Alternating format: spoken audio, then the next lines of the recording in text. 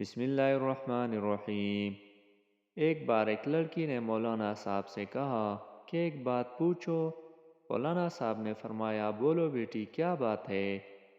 لڑکی نے کہا، ہمارے سماج میں لڑکوں کو ہر طرح کی آزادی ہوتی ہے، وہ کچھ بھی کرے، کہیں بھی جائے، اس پر کوئی خاص روک ٹوک نہیں ہوتی۔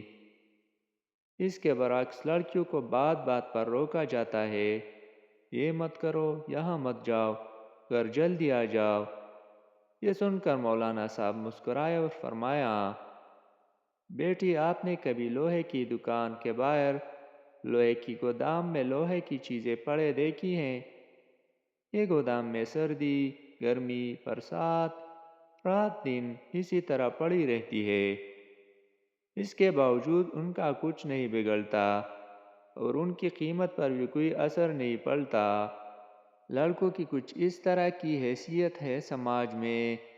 اب آپ چلو ایک سونار کی دکان میں، ایک بڑی تجوری، اس میں ایک چھوٹی تجوری، اس میں رکھی چھوٹی سندر سی ڈبی میں ریشم پر نزاکت سے رکھا چمکتا ہیرا، کیونکہ جوہری جانتا ہے کہ اگر ہیرے میں ذرا بھی خراش آ گئی تو اس کی کوئی قیمت نہیں رہے گی۔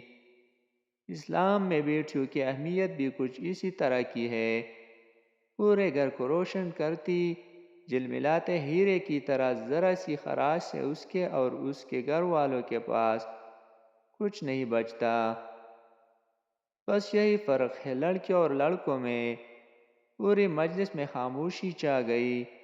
اس بیٹی کے ساتھ پوری مجلس کی آنکھوں میں چائے نمی صاف صاف بتا رہی تھی کہ لوہے اور ہیرے میں کیا فرق ہے۔